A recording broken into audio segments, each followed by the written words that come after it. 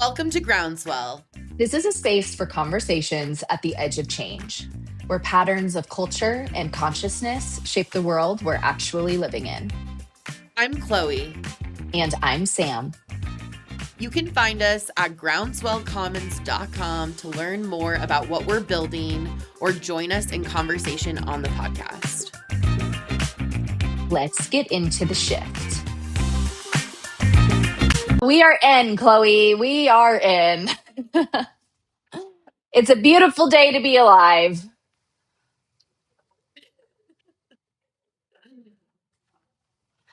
Something that you and our dear friend Kyle illuminated to me the other week is that the maps, as they're drawn out, aren't actually accurate. And knowing that we've like always kind of been like guided by the stars, guided by the sky, I'm just wanting to kind of like have this conversation about like, okay, so the maps as we know them and the maps that we think have been outlined based on like voyaging and discovery, like what is it about these maps that are inaccurate? And like, what can you share about that? Well, I think maps are just like anything else where they are an interpretation. And when we think about astrology, we think about like there are specific things about each of the planets, but yet you go and you hear from different astrologers for different perspectives. Like everyone has a different kind of like take on these things. And so I think that that's like very similar with maps where it's just like it was what was perceived to be true to them. It was a a truth in someone's eyes.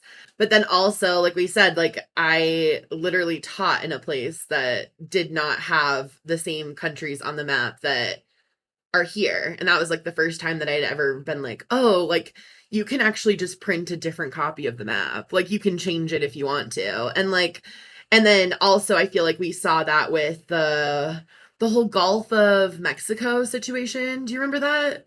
Yes, literally, that was exactly what was in my head. How one day we opened up Google Maps and it was changed to like the Gulf of America.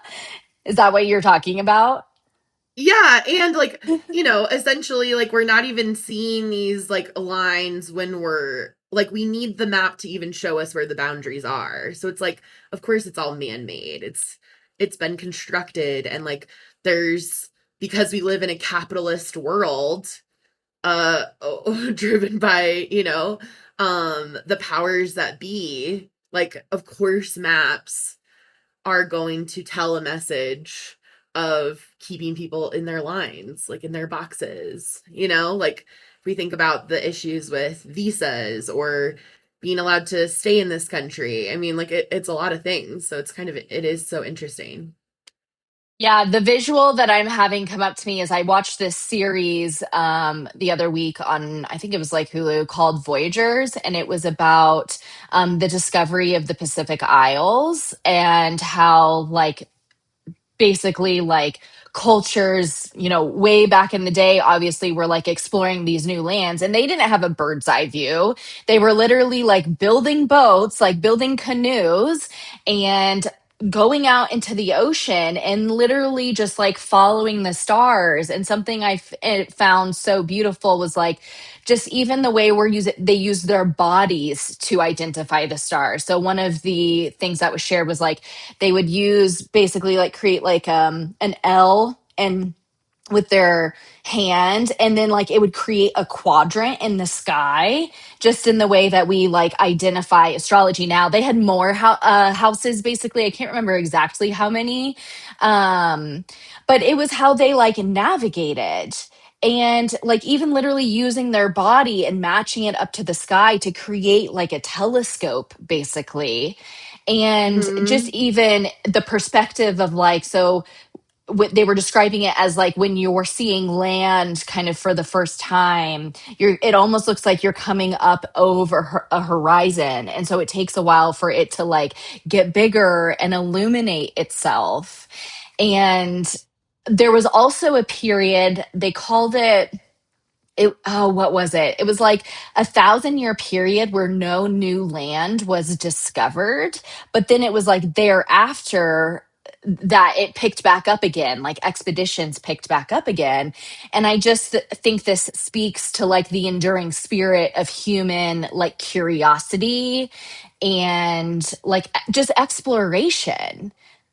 Yeah, absolutely. And like what comes to mind when you say that there was like this 1,000 year period, I'm like, I wonder what the astrology was doing. Like, what was being Oh, impacted during that time? You know what I mean? Because like, I feel like we usually totally. do see it.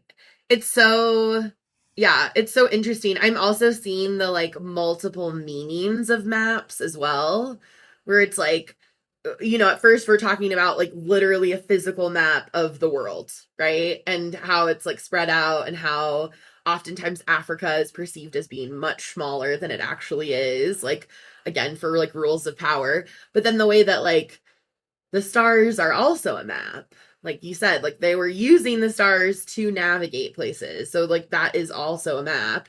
And then also like how astrology kind of functions as our like personal map in a lot of ways. Like we're Yes. in how we're learning how to like deal with the energy or like handle like what's coming up for us or use it to like push us into the highest version of ourselves, right? Yeah, and I think the thing that kind of like keeps coming up in these conversations is specifically like beyond the stars themselves, it's exactly what you just were saying, which is like the way humans have made maps. So we've identified in astrology, we've identified the 12 different sections of the circle. And in those 12 sections are houses, which are like the domains of life. So they're like perceived patterns as to how humans engage with this like world. It's not even the 3D world, it's literally like the entire dimension of it. And the other thing that's coming to me as well is like tarot, right? Like tarot are 56 cards designed based on the history of the human experience. These are like maps as well, and because humans are meaning makers, we needed to create these designs to support us here. Yes, I love it. So many of us are searching for direction as familiar systems and certainties begin to shift. But ultimately, like throughout history, humans have always looked for ways to orient themselves. So, again, like from the stars to the stories we carry, like the patterns of life, like we see in tarot, like we see in the domains of astrology. Um, but none of them are the territory itself. So every guide reveals something while leaving something else unseen. Well, and I'm also thinking about the symbolism of the North Star and like Mm, how the North Star has been something that like has been named to lead like like many groups of people to like safety. I mean, I read this book about Harriet Tubman, like the way that she was able to like free and all these people was because she followed the North Star and she also had like psychic visions. So she yes. knew Oh my God, I have chills. intuitively intuitively she knew when they were supposed to stay put where they were and then when they should move forward, like she could see it happening. And so it's like again just like the multiple ways that we interpret our maps or our systems, but it's like it always comes back to like the self. It's like when you're connected to your body, when you're very grounded in who you are, then you have so much power because your body's speaking to you all the time. It's telling you the things, you just have to listen to it. But we're literally like conditioned to not listen to it. No, literally. And what's coming up for me as you're describing Harriet Tubman, which I love that you made that connection, that gave me chills. I watched a movie on that recently, and I can see exactly what you're describing. Is that like she did it multiple times. And also when I was like watching this series on the Voyagers, they, found these isles and then they would have to return to their homeland, tell people about it, try to tell them how the fuck they even found it in the first place. And then, in waves, people started to go back and find their way. But it is so beautiful that like there is a way to find that path over and over again, that you can actually walk the same path. And it feels ultimately very ancestral, right? Like we are our histories, we are our ancestors. And this is like a skill that we all have, is like knowing the journey we're supposed to be walking here. Yeah, for sure. Yeah. Oh, Harriet Tubman. She did amazing things. Like it was literally so amazing. I know. I'm actually I like, just seeing all of these scenes from that movie of how she did just know. And I mean, yeah, they were psychic visions. I mean, I think she had like epilepsy as well, mm, but and it was like in the epilepsy that she was having the visions. I don't know, but like she did know when to stay put versus when to move, and she knew the direction to go. I mean, and she saved like a gazillion people, literally running her ass basically from one edge of the continent to another, like literally by foot. wait, epilepsy is in she would fall asleep? I think she had seizures. The book that I read didn't say that, but like also who knows how the movie was interpreting the situation. But I was just thinking, I got confused because I was like, wait, did she just like take a nap? But like also kind of like she was kind of knocked out so that she was able to get to tap into these like kind of dream state knowings. Yeah, yes, Like the deeper layers. that feels like a channeling more. And maybe for a mainstream audience it's easier to call it epilepsy than what it is, which is just like, yeah, kind of needing to like just knock it out and like having to tune into like a message, you know?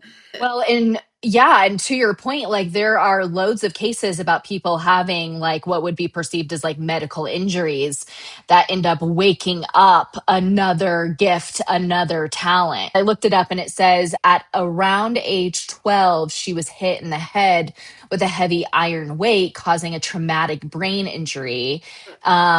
And theoretically, that injury resulted in lifelong seizures and what they called sleeping spells. While modern mm. medical historians believe this caused epilepsy or narcolepsy, I'm getting chills. She interpreted these spells as divine visions that guided her escape an underground railroad.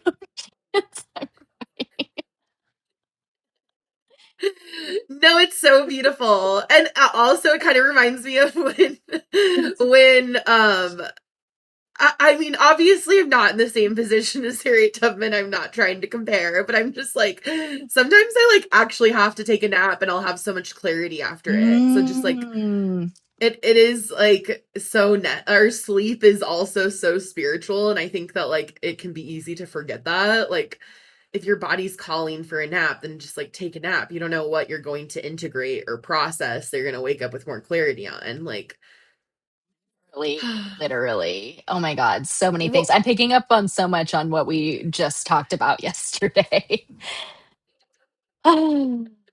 Just about like well, following your body cues. yes, yeah, and now I'm gonna cry.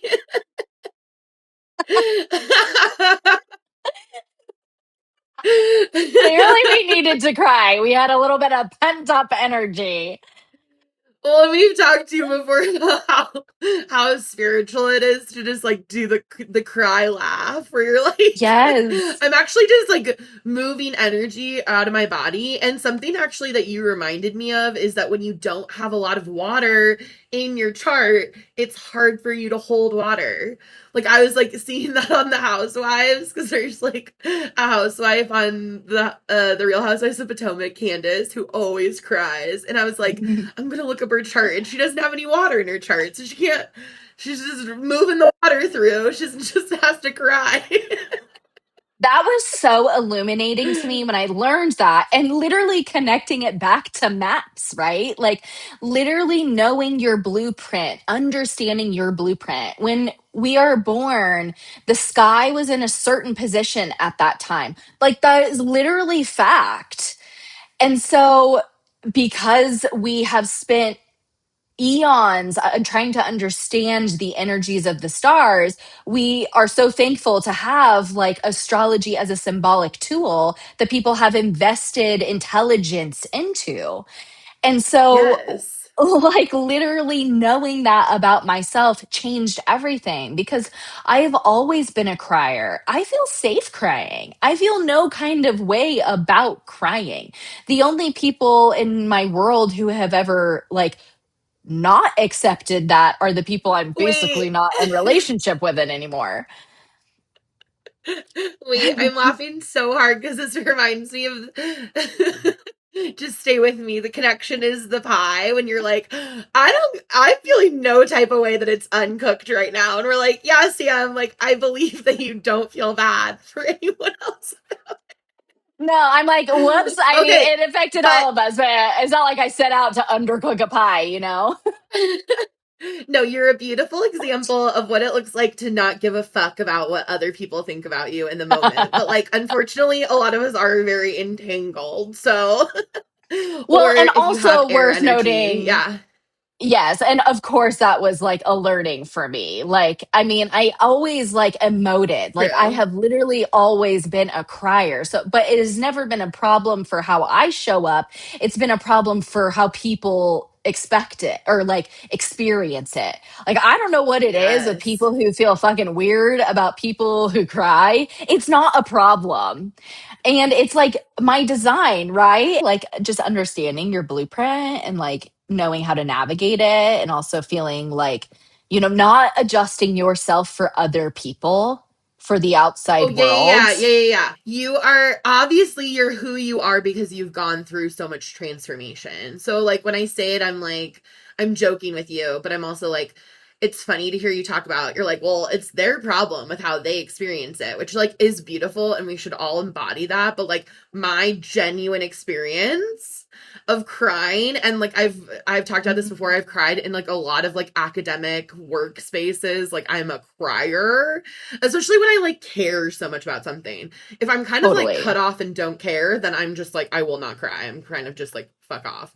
But if I am very passionate about something, which I am about like teaching and like all these things The and in school, babies. like I've yeah, I cried a lot in like academic spaces about those things, but like I will feel and like again, this is before I really worked on like my energetic boundaries. So like I would say my experience is different now, but like at the time I would just feel so I mean just like overwhelmed with like how much I could read the field of people being so incredibly uncomfortable with me crying. And it's like Yeah. why are we so uncomfortable with crying when it's like literally just like a human emotion? It's just like a bodily reaction. Like it's literally just like laughing. I mean, we just talked about crying and laughing. I mean, they're both Yes. forms of release. Like I laugh a Yes. lot and I also cry and laugh a lot. Yes, literally same. And also, I think like being in an environment too where that is allowed is like a lot of the work that's happening right now, right? Which is like finding your people. Like finding the people who allow you to be who you really are is like the call to action, I feel like right now, because in the environments where you can be true to yourself, your gifts expand. Like that's Jupiter and Leo. That's literally the transit that's happening right now. Yes. And just like again kind of like naming that this is like how we navigate this topic where it's like we're remembering that our orientation to things is a practice, also like an interpretation, like it should be our interpretation. So like knowing yourself and your personal map is, like you said, kind of just so important for everyone around you so that you can show your gifts, so that you can lean into what you are best at. Yeah, and like I mean, we talk about Star Path so much, but like the way that Star Path being able to interact with your chart through like a messaging system has like catapulted my understanding of myself. So it's like I'm just feel like I'm being pushed. I mean, I can almost visualize that that is like how I'm being shifted to my North Star is like when you're learning these things in yourself, you're learning how to, yeah, interact with the energy on a daily basis. Well, and the thing that's coming up for me right now too is like just kind of this like the way transformation kind of arrives. So at first it's almost this like crescendo of like hearing things for the first time, experiencing things for the first time. And then as the integration starts to happen, like even when words are put to it, your body has already known that all along. So like the things that were coming up for us last night that we were talking about, I didn't feel like activated in the sense that my body wasn't going through this like massive like tingling sensation that it sometimes does when it's like literally being infused with something like for the first time. It was actually like my mind catching up to like what my body already knew. So it actually felt like very peaceful, very at ease. I was like, oh my God, duh, just like this information. And so, and that's embodiment, right? Where it's like literally just starts to be, it becomes your ordinary perception. It's like just the way Yes. things are. You're like, oh my God, duh. That's how it's been. That's how I have been living it. This is just like the language for it now. And I think like maps too, just remembering that like maps, so like our astrology blueprints, et cetera, literally world maps, whatever, they're just guides. They don't actually tell us how to behave, how we behave, what we do. We still have free will. Like we still have to like be the the avatar that's interacting with the world. Yeah. You love Avatar. I do. I really got on. I wasn't into it when it first came out. And then a couple months ago, for some reason, I just felt like I wanted to drop into this other world. And then I realized this other world was actually just like a metaphor for the world now with like wars and cultures and all this stuff. And I was like, just moved to absolute tears about it. I was like, oh I love no. that. I know. I don't even think I've seen Avatar. I think we talked about watching it one time, but that has not happened. I have a little bit of an attention deficit for a movie sometimes. For a 3-day movie. I'm pretty sure that's about how long it took us to get through it. We can only do like 1 hour sprints, really. Just remembering, yeah, that it's like your orientation to the world around you and your embodiment is a practice and not a destination, which was literally my tarot card or my oracle card at breathwork yesterday. It was like remembering that the joyous journey is like the point and not the destination. And I was like, I love Yes. that. And the collective message from breathwork as well was that like your joyousness comes from within. It's not externalized. Yes. Yes. Um and the sooner we learn that the better. um well, and I'm like visualizing sort of like that you're on a journey on a map, and that like the journey obviously has existed like before you were here, like the kind of ancestral roots like journey. And so, and like we've talked about storytelling, it's just like it's all one big storytelling. And it's like how you tell the story Yes. to yourself. And like I think that a lot of us have been deluded with things that are outside, but like we can actually, we're writing our story. We're the ones that are determining where we're going. And Yeah, and we so, have the backing of all of spirit behind us. yes.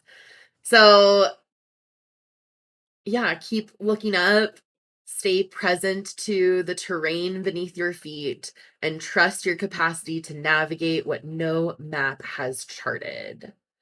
Oh, I love that. Yes, go Cute. be your unique self. If this resonated, we'd love for you to like, subscribe, comment, or share it with someone in your world. You can find everything we're building at groundswellcommons.com, including ways to engage and connect with us. You can also work with me, Chloe, at chloehodson.org. And me, Sam, at futureancestorsproject.org. Thanks for being part of the shift.